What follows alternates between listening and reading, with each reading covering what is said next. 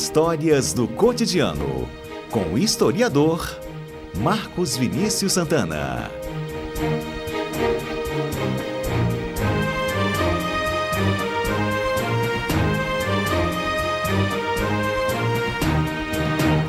Marcos Vinícius Santana, boa tarde para você, bem-vindo por aqui, meu amigo. Boa tarde, Johnny, boa tarde a todos os nossos amigos aqui no estúdio e que estão nos ouvindo também. Boa tarde, Marcos. Quase 470 anos da Serra, né? Um município, é o mais velho também, mais antigo aqui do Espírito Santo. Um dos mais antigos, né? Como é que surgiu, Marcos? Cara, então, para falar, primeiro, abrindo os trabalhos, eu queria mandar um abraço para o Clério José Borges, que é a principal referência sobre a história da Serra, tem aí diversos livros, então tudo que eu vou falar aqui foi baseado nas obras e pesquisa dele. Né? Clério Borges, que é trovador também? É ele mesmo, que era da Academia Serrana de Letras e Artes, se eu não me engano, lá é um pouquinho diferente, mas assim, História da Serra é com ele é assim a grande referência. Tenho lá em casa 2 livros dele, então dei aquela pesquisada nas obras dele, porque realmente é aí a nossa referência. E aí, pra gente se pensar, gente, a História da Serra, primeiro, obviamente, estudos comprovam que já era um território, obviamente, ocupado por indígenas antes da ocupação da colonização, né? Índios tupiniquins e posteriormente vem aí a história do território Cruzes com os índios Temiminós, mas basicamente a gente tem que ir lá no Rio de Janeiro, que aí nesse século XVI, né, começo da colonização do Brasil, existia ali na Baía de Guanabara uma briga muito intensa, uma rivalidade muito grande entre povos indígenas que eram os Tamoios e os Temiminós. Eles viviam em pé de guerra ali pelo domínio da Baía de Guanabara, por aquelas terras, etc. E aí no século XVI ainda os franceses chegam no Rio de Janeiro e visando assim uma melhor posição militar, eles acabam fazendo uma aliança com os Tamoios. E os Temiminós, que eram rivais dos Tamoios, acabam se aliando aos portugueses, né? Então, a grosso modo falando, fica essa disputa entre colonizadores fazendo aliança com os indígenas e de um lado os Tamoios e franceses e do outro Temiminós e portugueses.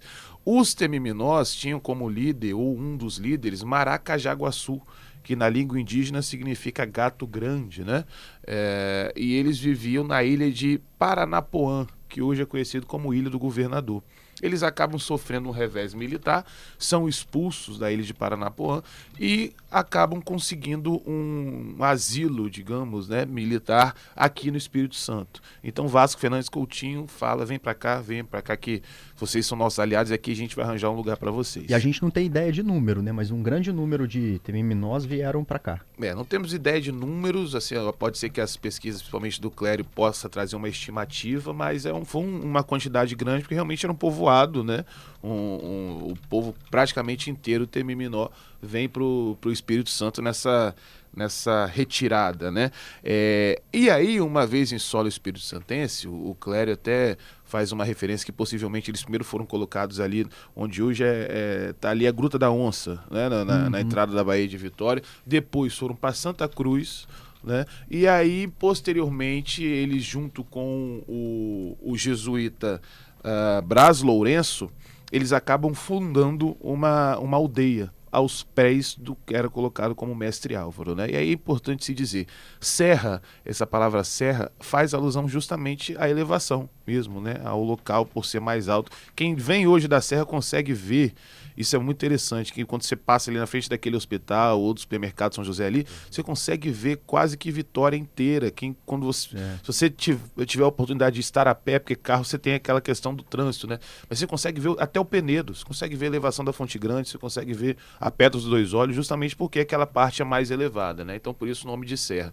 E aí, Brás Lourenço, perdão, em Maracajaguaçu, em 1556, eles fundam a aldeia de Nossa Senhora da Conceição da Serra. Que é a padroeira da cidade. É a padroeira da cidade, que na tradição católica se celebra hoje, o dia dela, 8 de dezembro. E aí, a partir daí, esse fica colocado como a data de fundação da cidade, né? Que posteriormente vem se tornar cidade, tem algumas passagens, né, ser elevado à vila, categoria de vila, e depois cidade em si, né, e aí 8 de dezembro fica colocado como aniversário da Serra, que hoje se completa 469 anos. O que é legal de se dizer o seguinte, que a cidade comemora aniversário no 8 de dezembro, só que não tem nem um respiro, porque na semana seguinte, normalmente já se começa os festejos a São Benedito. Não à toa que agora, 14 de dezembro, já é a cortada do mastro. Então é um ciclo de festas. Tem a cortada do mastro, a fincada, né? Que aí acaba culminando no dia 27 de dezembro, 27 ou 25, se eu não me engano, né? Mas é um ciclo de festas que já pode colocar desde o dia de Nossa Senhora da Conceição até aí a finalização das festas de São Benedito, que colocamos aí como ciclo de festa de um dos municípios mais importantes da nossa cidade. O que a gente tem dessa época? Nosso estado, perdão. O que a gente tem ainda dessa época ali na cidade, assim, que a gente consegue ver e que traz essa história? Pouquíssimas coisas, né? Assim, a Serra tem algumas referências históricas. Se você pensar que hoje Nova Almeida, né, já voltou a ser município da Serra, voltou a ser parte da Serra, Nova Almeida já foi um município independente. Nós temos a Igreja dos Reis Magos, mas não é dessa época de fundação, é um pouquinho depois, né? A própria Igreja Matriz da Serra, que simbolicamente ela está sobre onde anteriormente foi, né, essa capela, pequena capela fundada, não sei se em cima especificamente, mas naqueles arredores. Mas de referência assim, de história mesmo, são mais os monumentos e esses monumentos históricos que remetem a esse período colonial, ou a influência dos jesuítas no Espírito Santo mesmo. A gente tem figuras marcantes ali, né? O Chico Prego, por exemplo, que tem uma estátua lá em Serra Sede, bem perto dessa igreja que você fala, né? Isso. Quem que foi o Chico Prego nessa história da Serra? Chico Prego, a história dele vem um pouquinho mais para frente, né? Já é 1849, já no período escravista, em que ele torna-se digamos, um líder de uma revolta, mas que é importante se dizer que eram 3, alguns historiadores colocam até 4, né? Mas a gente, seguindo a historiografia oficial, coloca Chico Prego, Elisiário e João da Viúva, que foram os 3 cabeças de uma revolta aqui na região do Queimados, na Serra.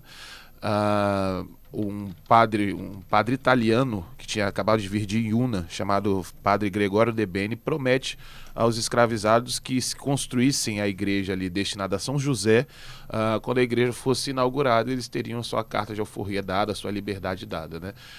E aí eles vão percebendo que essa promessa não ia ser cumprida e acabam arquitetando uma revolta que chegou a durar aí alguns dias. Foram cerca de 300 a 400 escravizados rebelados. A maioria deles foram infelizmente mortos no ato da revolta, e os 3 líderes foram levados a julgamento, e Chico Prego e João da Viúva foram sentenciados à morte, né? E aí, por isso que existe ali aquela grande símbolo, a estátua como grande simbologia do Chico Prego como um desses líderes, né? Existe hoje em São Diogo, se eu não me engano, um centro cultural chamado Centro Cultural Elisiário Rangel, que é em homenagem ao Elisiário também, que atua em diversas frentes aí em relação a questões negras, tanto cultural quanto social.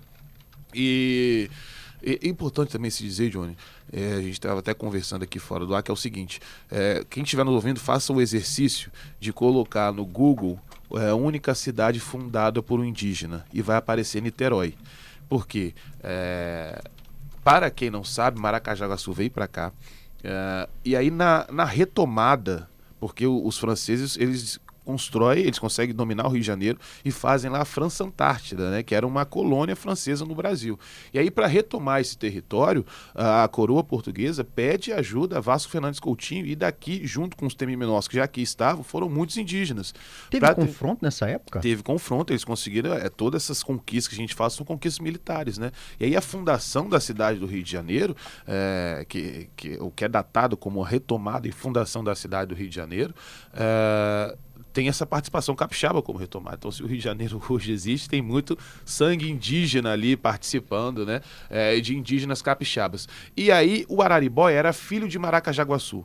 E nessa expedição, né, nessa campanha militar, obviamente ele queria a Ilha do Governador para ele, né, que era a terra do seu povo, mas a coroa portuguesa entende que se ele ficasse do outro lado da Bahia, seria melhor, porque seria mais fácil de controlar a entrada da Baía de Guanabara. Então ele recebe um território que posteriormente vem a ser a cidade de Niterói.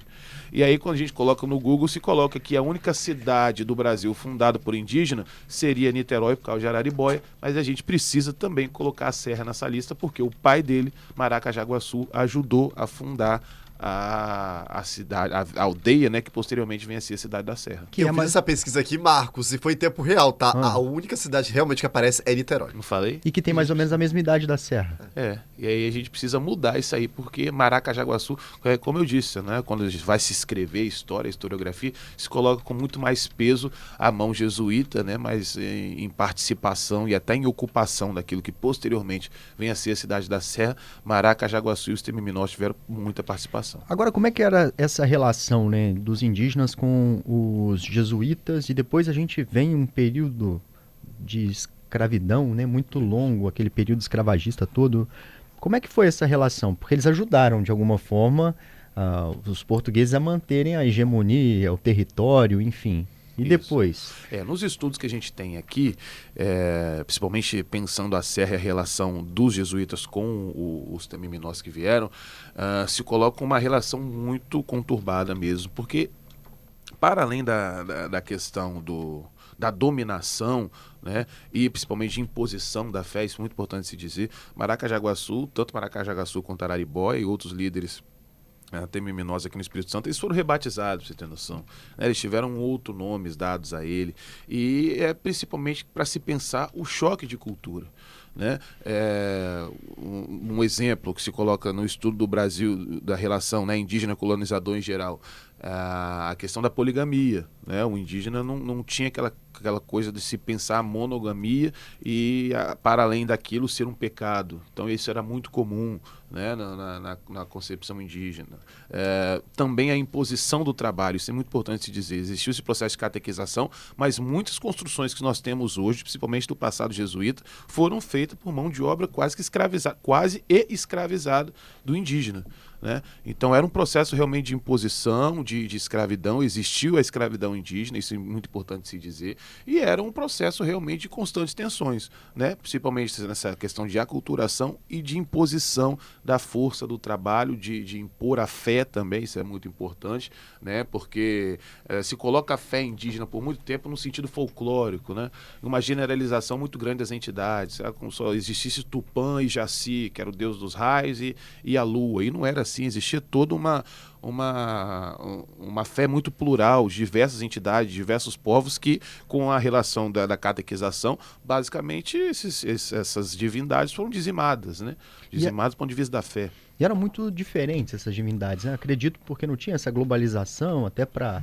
Completamente diferente, porque tanto a gente pode pensar até na concepção Yorubá, Nagô e Banto dos africanos, a concepção de divindade, né, e de sacralidade são diretamente ligados aos elementos da natureza. Então aqueles seres se manifestam ali, né? Então toda a interpretação que eles têm de mundo está diretamente ligada aos raios, aos trovões, à natureza em si.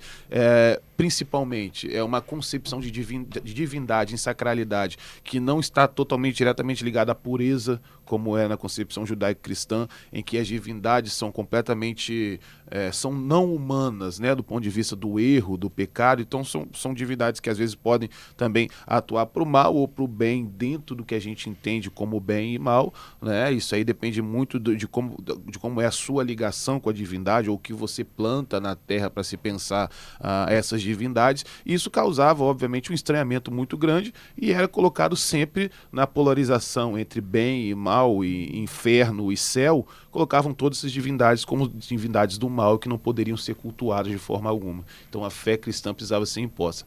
Importante se dizer, isso não é unicamente na questão de salvação da religião. A religião também era um modo de controlar aqueles corpos, e que de alguma forma eles poderiam agir sempre de acordo com os interesses do colonizador.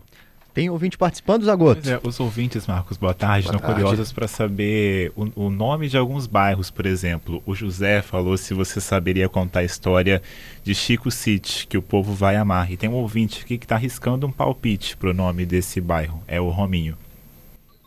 Senhores, o nome correto de Colina era Chico City, em homenagem a um programa do Chico Anísio.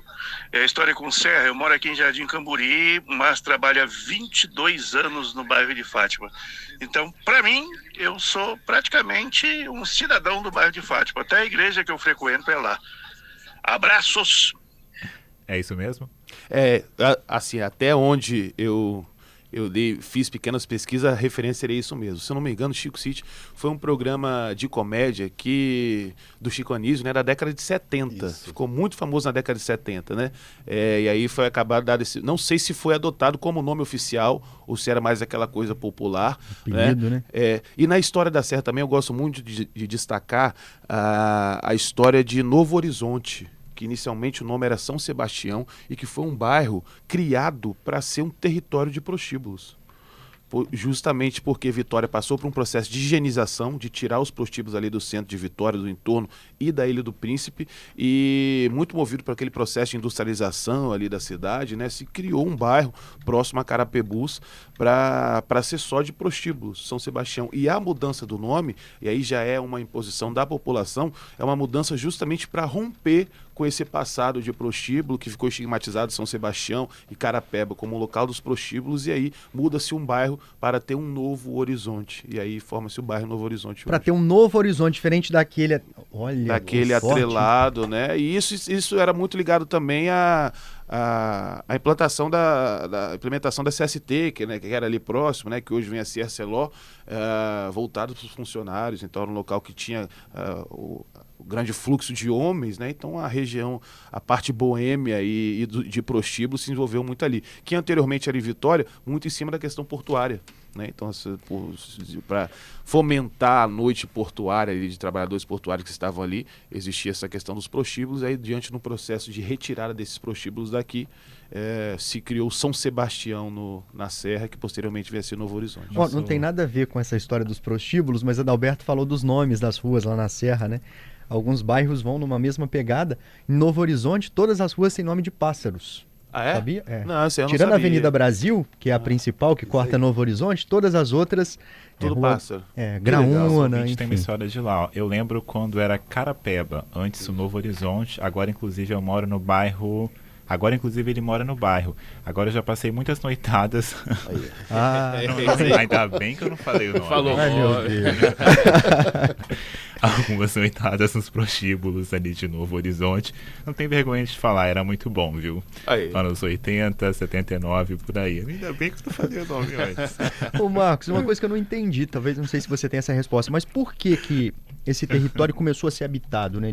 Era só uma intenção mesmo de expandir a questão do catolicismo, do território português, ou naquele território ali tinha uma coisa que era de interesse? Não, olha, inicialmente, os relatos que a gente tem, repetindo muito em cima das pesquisas do Clério, a Serra, antes dessa formação de aldeia, ela já tinha sido vasculhada, digamos assim, né, e habitada com pessoas procurando metais preciosos. Chegaram a encontrar ouro lá da mesma forma que encontraram em Castelo, só que era um ouro de baixo valor, né, não tinha uma referência, não tinha eu não sei, não domino as questões químicas, mas digamos que ele não tinha propriedade iguais ao ouro de grande valor, né? Então aquela área já era assim, inicialmente ocupada nesse sentido, mas a formação como cidade, ela vem muito em cima dessa questão de dar aos semiminosos uma localização, e também porque para a época, a gente está falando aí 1556, a colonização do Espírito Santo começa em 1535, então uma colonização que estava realmente engateando, né?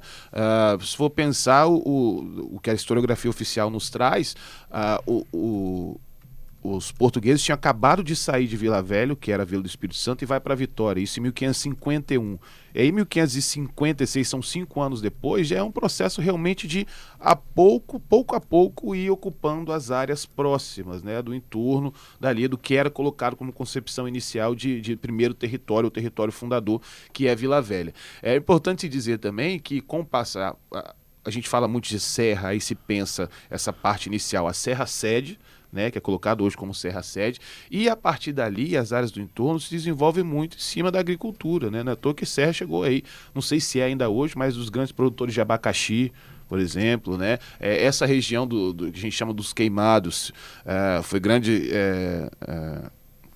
como é que se diz quando exportadores de madeira, né? Se produzia muita madeira, então foi uma cidade que se envolveu muito em cima da questão, né? Dessas culturas, e que posteriormente, aí já falando do século XX para cá, tem um fomento muito grande na questão da indústria. Então a gente vê hoje uma questão muito industrial ligada à serra, né? Mas inicialmente essa ocupação foi visando aí dar essa inicialmente catequização, mas também um asilo político e militar aos Temiminós, e a partir daí foi desenvolvendo como uma região de fazendas, né? Nosso ouvinte tem essa memória também. Ele falou que trabalhava na do Prostíbulo. Falou que trabalhava aqui tá até ST, mas eu acho que CST, na cerâmica, e trabalhou também em Tubarão na construção, mas era discriminado. A única namorada que ele achava lá era no Prostíbulo, em Novo Horizonte de Carapeba. Trabalhava durante toda a semana e nos finais de semana ele e os amigos gastavam dinheiro lá, o dinheiro todinho na época nesse prostíbulo. Deixava o salário todo. Tem outra participação aqui falando de Chicópolis. Tem também Chicópolis, que é vizinho de Chico City. Onde que é Chicópolis? Será hoje? E falou que é vizinho Pois é, falou que é vizinho de Chico City.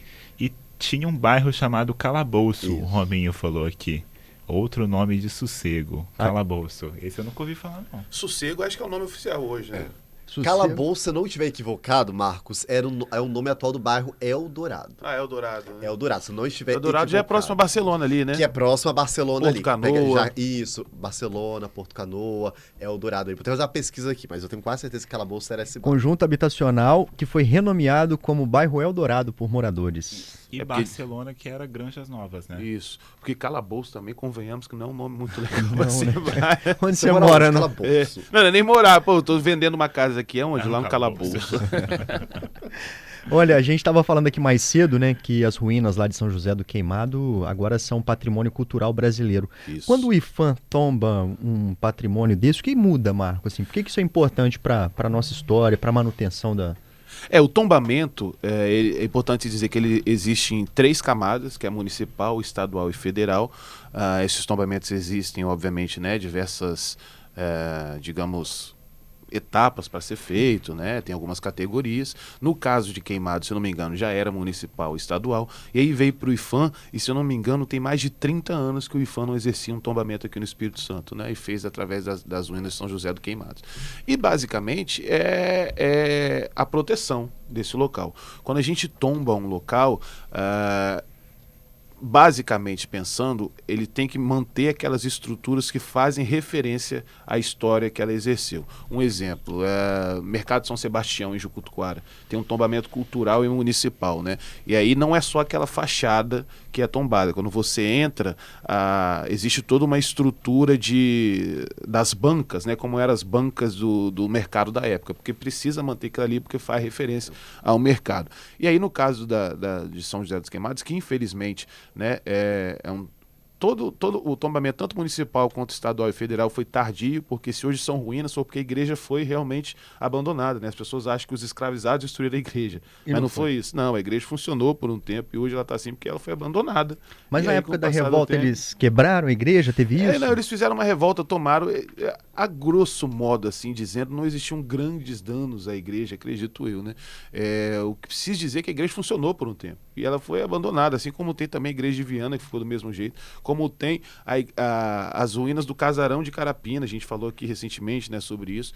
Então o tombamento hoje, ele é de alguma forma uma política pública que impeça esse abandono e que impeça principalmente a descaracterização daquele local. A partir do momento que aquele local é tombado, você não pode nunca exercer uma obra, uma reforma que descaracterize o seu sentido histórico e cultural daquilo ali. Então o tombamento age nisso, nessa preservação. Obrigado, tá, Marcos, por mais esse comentário aqui com a gente. Eu que agradeço. Semana que vem estaremos aí novamente. E quem puder, 14 é esse próximo final de semana, não é? Isso. Então, domingo aí nós teremos aí a Cortada do Mastro na Serra.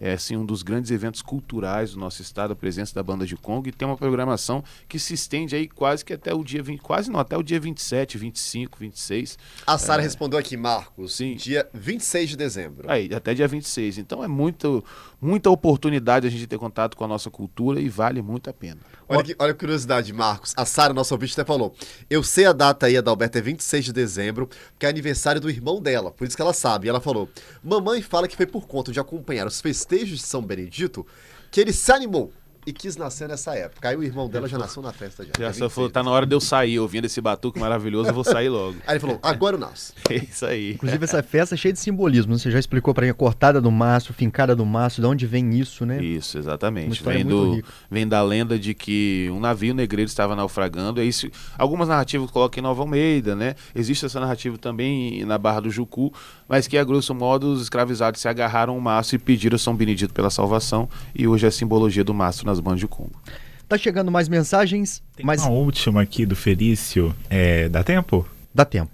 Ele falou que Serra está em pelo menos 2 registros grandes na literatura brasileira nacional. Em 2 obras. Aparece na obra Canaã, de Graça Aranha, em que os imigrantes alemães chegam à Serra, na região de Queimados, e dali avança para Santa Maria, Santa Teresa até Colatina. E também em Macunaíma, obra de Mário de Andrade. Nessa última, o herói passa pela cidade em uma de suas andanças. Exatamente, são referências, e referências principalmente no caso de Macunaíma, que ressalta esse passado indígena da Serra, né, que é muito importante se dizer. E tanto o indígena quanto o negro está aí na formação da identidade do povo serrano. Né? Eu falei desse ciclo de festa. Quem for, por exemplo, a presença na festa de São Benedito vai ver que não é a festa de São Benedito apenas, é a festa do povo serrano. O povo se vê muito pertencente àquilo ali e está diretamente ligado a esse passado indígena e negro. E tem muito a ver, pelo que você falou, a história do santo com o povo da cidade e o estilo que a festa é hoje, né? Exatamente, é a festa do povo serrano para ser celebrada. Obrigado, Marcos Vinícius Santana. Valeu!